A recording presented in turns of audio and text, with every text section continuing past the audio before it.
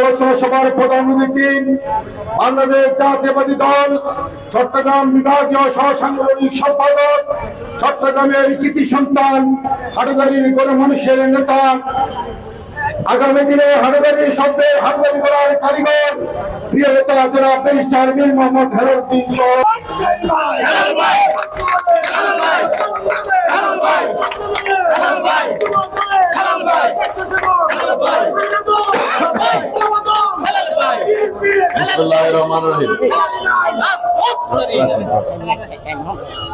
মাগরিবের সময় হয়ে গেছে। খুব সংক্ষিপ্ত ভাবে কিছু কথা আপনাদের উদ্দেশ্যে বলতে চাই।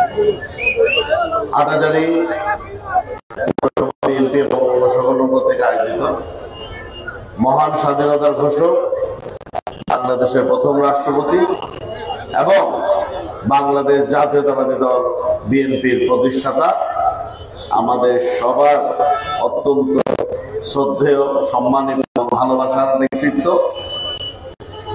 শহীদ রাষ্ট্রপতি জিয়া রহমানের জন্মবার্ষিকী উপলক্ষে আয়োজিত আলোচনা সভার সম্মানিত সভাপতি, চট্টগ্রাম উত্তর জেলা বিএনপি আহ্বায়ক সদস্য, হাটহাজারী পৌরসভা বিএনপি সম্মানিত আহ্বায়ক আলহাজ জাকের হোসেন সঞ্চালনা করছেন, হাটহাজারী পৌরসভা বিএনপির সফল সংগ্রামী সদস্য সচিব আমার প্রিয় ওহিদুল আলম ওহিদ ভাই মঞ্চ উপবিষ্ট আছেন, চট্টগ্রাম উত্তর জেলা বিএনপির অন্যতম যুগ্ম আহ্বায়ক, হাটহাজারী উপজেলা বিএনপির সম্মানিত আহ্বায়ক আলহাজ নূর মোহাম্মদ সাহেব উপস্থিত আছেন, হাটহাজারী উপজেলা বিএনপির সম্মানিত সদস্য সচিব আলহাজ গিয়াসউদ্দিন মোহাম্মদ গিয়াসউদ্দিন চেয়ারম্যান উপস্থিত আছেন, পৌরসভা বিএনপি যুগ্ম আহ্বায়ক এম এ শুক্কুর সাহেব, আব্দুল মান্নান দৌলত সাহেব, শাহেদুল আজম শাহেদ সাহেব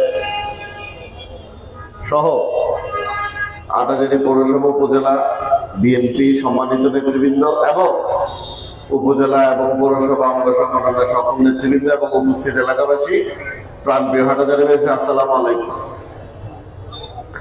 আজকে আমরা এখানে একত্রিত কেন হয়েছি?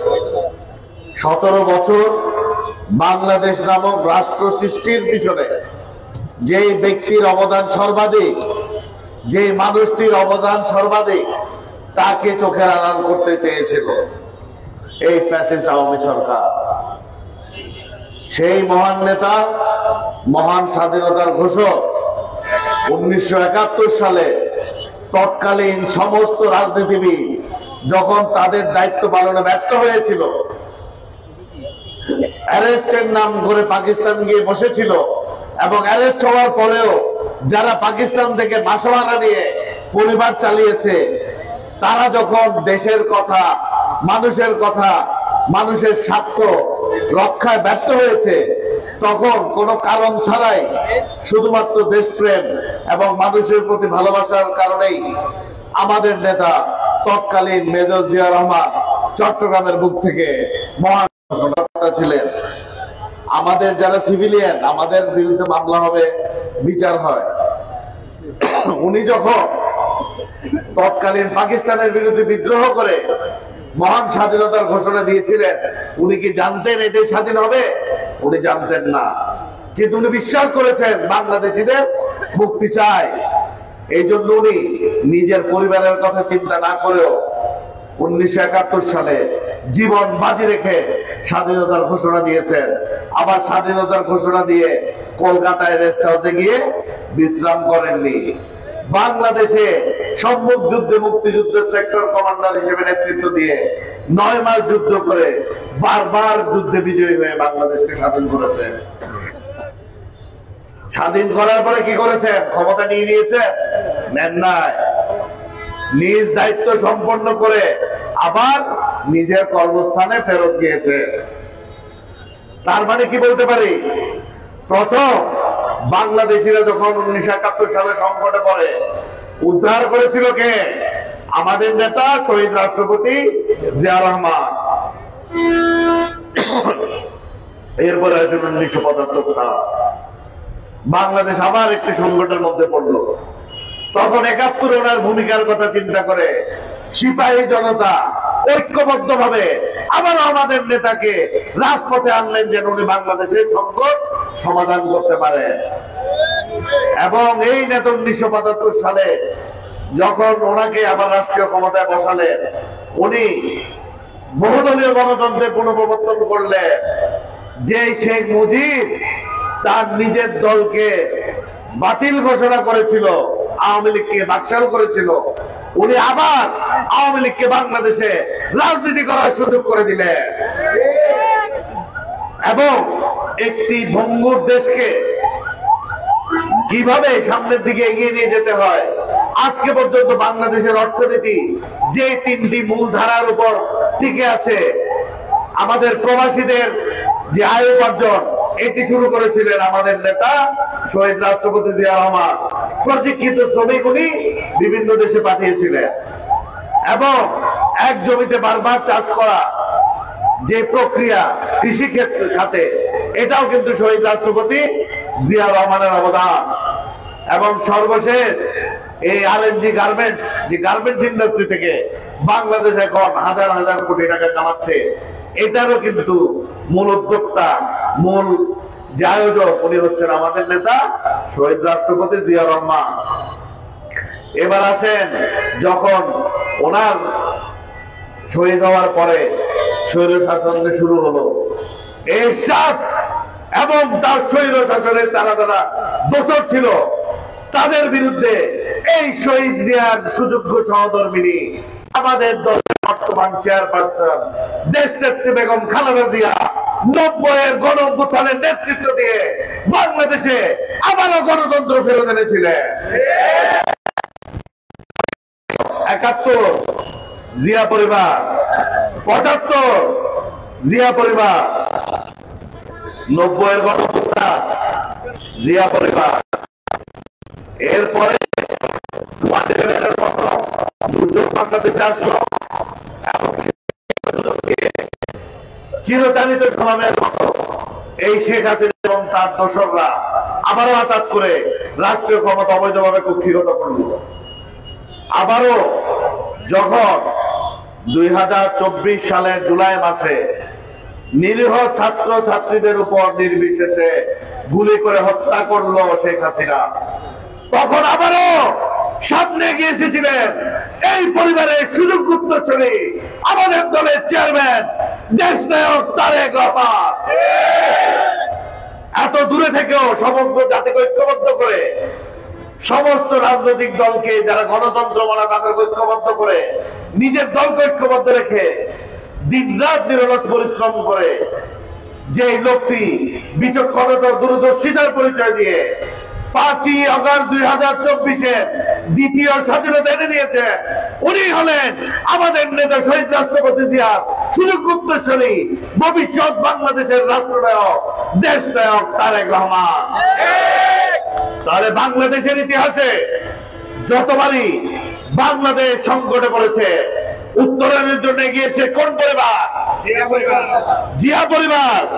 জিয়া পরিবারের কেউ দেশ ছেড়ে পালিয়ে যায়নি। জিয়া, খালেদা জিয়া, দেশনেত্রী বেগম খালেদা জিয়া থেকে নিয়ে প্রতিটি সদস্য অমানবিক নির্যাতনের শিকার হয়েছে, কিন্তু দেশবাসীর সাথে কোন সময় গাদ্দারি বেইমানি করে নাই। বাংলাদেশিরা মনে করে শুধু বিএনপির নেতৃবৃন্দ নয়, বিএনপি সমর্থকরা নয়, বাংলাদেশিরা মনে করে এই দেশের স্বাধীনতার সার্বভৌমত্বর প্রতীক হচ্ছে এই জিয়া পরিবার। বাংলাদেশিরা যে কোনো বিপদে আপদে সংকটে যে পরিবারকে সাথে পেয়েছে, সেটি হচ্ছে আমাদের নেতা শহীদ রাষ্ট্রপতি জিয়া রহমানের পরিবার। এখন একটি অনির্বাচিত সরকার, খণ্ডকালীন সরকার দায়িত্বে আছে। খুব ভালো লেগেছে আজকে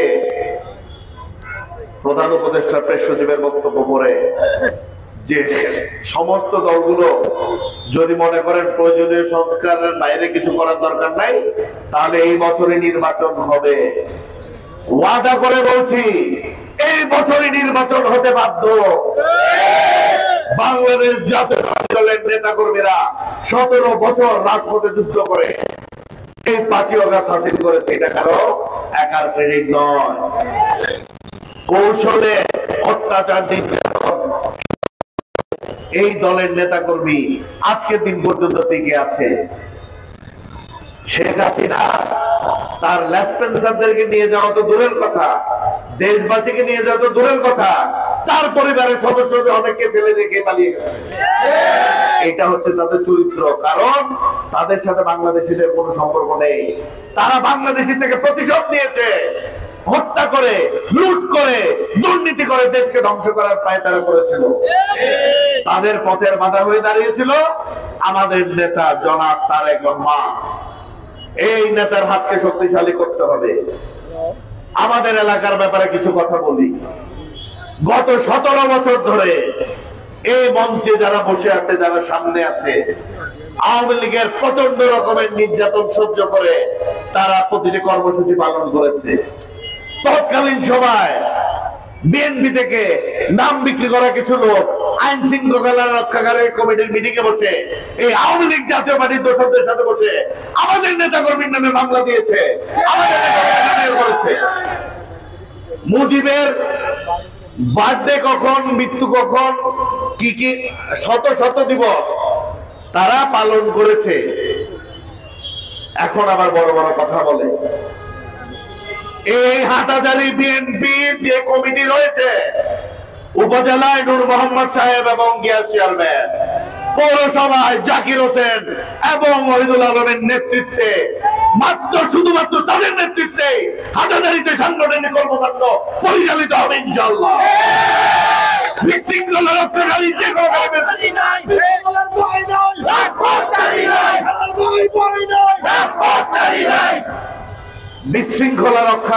বিশৃঙ্খলাকারী যেই হোক না কেন, আওয়ামী লীগকে দমন করতে পেরেছি।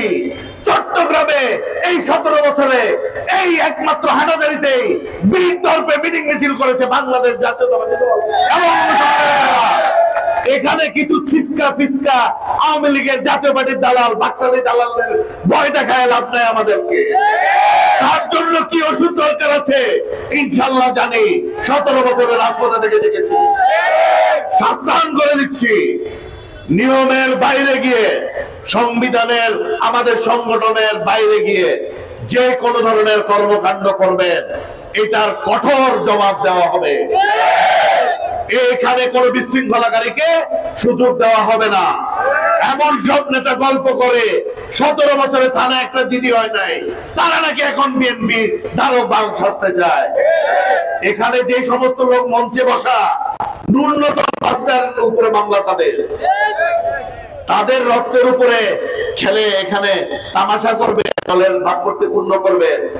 এখনো আওয়ামী লীগের সাথে মিশে, আওয়ামী লীগের পলাতক লোকদের সাথে মিশে বিভিন্ন জায়গা জমি দখল করছে, মার্কেট দখল করছে, সব রিপোর্ট আছে। সবার বিরুদ্ধেই সাংগঠনিক ব্যবস্থা, প্রশাসনিক ব্যবস্থা নেওয়া হবে। চেয়ারম্যান সুস্পষ্ট বলে দিয়েছে, বিএনপি